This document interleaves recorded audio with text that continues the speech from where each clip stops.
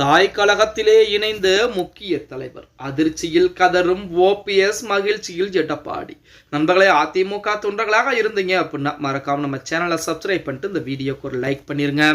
அனைத்திந்திய அண்ணா திராவிட முன்னேற்ற கழகத்தை பொறுத்த வரைக்கும் நம்ம அனைவருக்கும் தெரியும், 2026 சட்டமன்ற தேர்தலுக்குரிய வேலைகள் அனைத்தும் மிக தீவிரமாக ஒரு புறம் போய்கொண்டிருக்கிறது.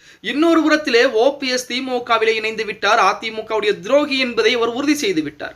அப்படி இருக்கக்கூடிய சூழலில் ஓபிஎஸ் மட்டும்தான் திமுக இணைந்திருக்காரே தவிர அவரை நம்பி போனவர்கள் எல்லாம் திமுகவிலே இணைவது கிடையாது என்ற செய்தியை கேள்விப்பட்டதும் அவர்களை புறம் அதிமுகவிலே இணைக்க வேண்டும் என்ற எண்ணத்துடன் எடப்பாடி பழனிசாமி அந்தந்த முக்கிய தலைவர்களுக்கு அதிரடியான உத்தரவுகளை இட்டது. அதன் அடிப்படையில் தான் ஓபிஎஸ்க்கு ஆதரவுகளை கொடுத்த வெள்ளமண்டி நடராஜன் முதற்கொண்டு அனைவருமே தற்சமயம் அதிமுகவிலே தாய் கழகத்திலே தன்னை மீண்டும் கழக உறுப்பினராக இணைத்துக் கொண்டுதான் இருக்கிறார்கள் அப்படிங்கிற செய்திகள் எல்லாம் நீங்கள் தினம் தினம் கேள்விப்பட்டுக் கொண்டுதான் இருக்கிறீங்க. அப்படித்தான் நிகழ்வு என்பது அதிரடியாக நிகழ்ந்திருக்கிறது அப்படின்னே கூட சொல்லலாம்.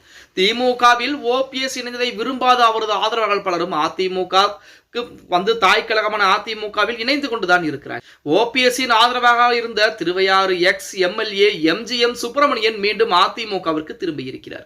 சென்னையில் எடப்பாடி பழனிசாமி சந்தித்த அவர் தேர்தலில் அதிமுகவின் வெற்றிக்கு பாடுபட என உறுதியளித்திருக்கிறார். ஆதரவாளர்களாக இருந்தவர்கள் தன்னை விட்டு பிரிந்து செல்வது ஓபிஎஸ்க்கு அதிர்ச்சி அளிக்கக்கூடிய விதமாகத்தான் தற்சமயம் இருந்து கொண்டிருக்கிறது அப்படின்னே கூட சொல்லலாம். ஓபிஎஸ்க்கு மிகவும் தீவிர ஆதரவாளராக இருந்த திருவையாறு முன்னாள் எம்எல்ஏ எம்ஜிஎம் சுப்பிரமணியன் மீண்டும் தாய் கழகமான அதிமுகவிலே இணைந்திருக்கிறார். அதுவும் எடப்பாடி பழனிசாமியை நேரடியாகவே சந்தித்து தன்னை மீண்டும் கழகத்திலே இணைத்திருக்கிறார்.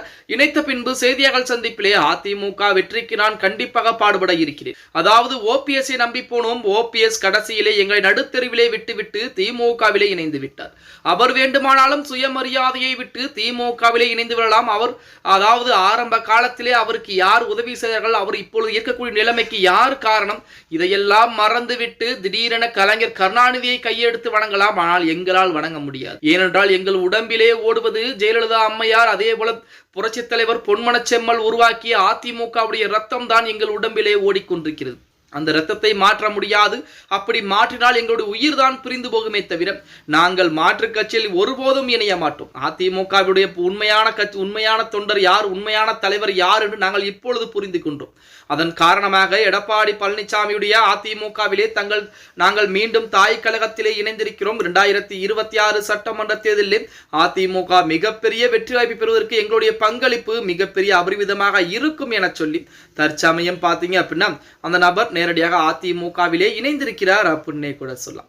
இது ஓபிஎஸ் தரப்புக்கு மிகப்பெரிய அதிர்வலாகத்தான் இருந்து கொண்டிருக்கிறது. நான் 1,00,000 பேரை அதிமுகவிலிருந்து திமுகவிற்கு இணைத்து விட்டேன் என இணைப்பு விழா நடத்தியதெல்லாம் உண்மைதான். ஆனால் இணைந்தது நபர்கள் யார் அப்படிங்கிறது இங்கே மிகப்பெரிய ஒரு கேள்விக்குறியாக இருந்து கொண்டிருக்கிறது. ஓகே கைஸ், வீடியோ பிடிச்சிருந்தா மறக்காம லைக் பண்ணிருங்க. அப்படி நம்ம போடக்கூடிய வீடியோ பத்தின கருத்துக்களை, அது உங்களுடைய கருத்துக்களை கீழே கமெண்ட் பாக்ஸ்ல மறக்காம பதிவு நண்பா.